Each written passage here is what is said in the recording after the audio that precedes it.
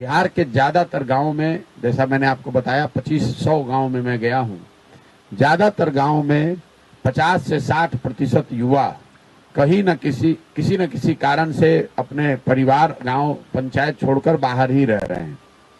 चाहे आप मजदूरी करने गए हैं या पढ़ाई करने गए हैं, गांव में आपको ज्यादातर बच्चे मिलेंगे और महिलाएं मिलेंगी और बूढ़े लोग मिलेंगे।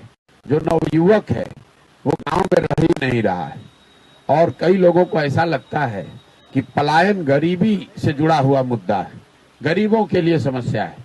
तो मैं आपको बता रहा हूं अपने अनुभव के आधार पे कि पलायन सिर्फ गरीबों के लिए मुद्दा नहीं है, ये मध्यम वर्गीय और समृद्ध परिवारों के लिए भी बिहार के गांव में इतनी ही बड़ी समस्या है। क्योंकि जो गरीब आदमी है वो मजदूरी के लिए पलायन कर रहा है, लेकिन जो समृद्ध लोग हैं, मध्यम वर्गीय परिवार हैं, वहां पर भी लोग पलायन इसलिए कर रहे हैं क्योंकि उनको पढ़ाई के लिए, रोजी रोजगार, नौकरी के लिए अपना घर परिवार छोड़कर जाना ही जाना है।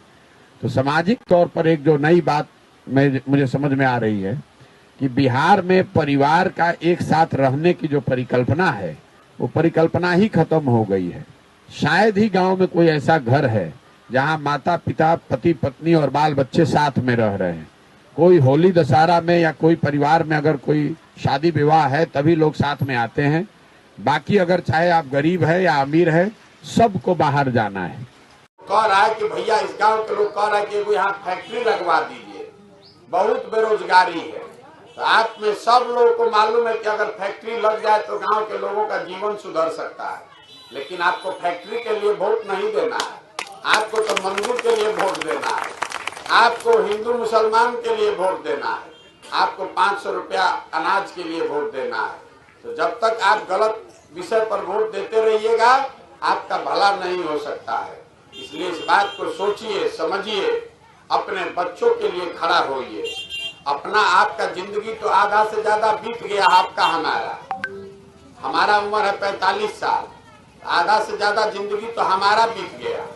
तो कम से कम अपने बच्चों के लिए जगिए, और नहीं जगिएगा तो बच्चों का भी जिंदगी इसी बदहाली में बीतेगा, उनको भी मजदूर ही बनना पड़ेगा।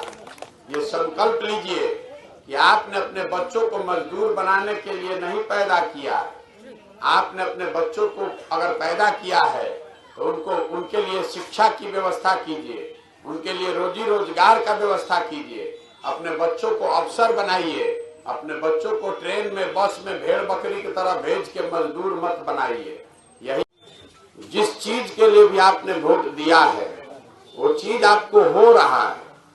आप जितने लोग यहाँ बैठे हैं, आप जरा अपने बच्चों के नाम पर ईमानदारी से बताइए, आपने कभी अपने बच्चों के पढ़ाई के लिए वोट दिया है? अपने बच्चे के नाम पर बताइए। आप में से कोई आदमी है जो अपने बच्चे के पढ़ाई के लिए वोट दिया है? आपने अपने बच्चे के लिए रोजगार के लिए वोट नहीं दिया, आपने खुद के जमीन और फसल के दाम के लिए वोट नहीं दिया, तो चीज मिलेगा कैसे? नहीं मिल सकता है। जिस चीज के लिए आप बटन दबाते हैं वो चीज आपको मिलेगी। किसका बटन दबाते हैं ये महत्वपूर्ण नहीं है, लेकिन आप जब घर पर बैठते हैं, चौक चौराहे पर चर्चा करते हैं, तो पूरा समय यही बतियाते हैं कि किसको वोट दिया, कौन अच्छा कौन खराब। हम कह रहे हैं कि सब अच्छा मान लीजिए। ये महत्वपूर्ण है ही नहीं कि आपने लालू जी को वोट दिया कि मोदी को दिया, नीतीश को दिया कि कांग्रेस को दिया कि प्रशांत किशोर को दिया। अगर हमको भी वोट दीजिएगा तो आपका दशा नहीं सुधरेगा। जब तक आप अपने बच्चों के लिए वोट नहीं दीजिएगा, उनके पढ़ाई और रोजगार के लिए वोट नहीं दीजिएगा, तब तक आपका जीवन नहीं सुधर सकता।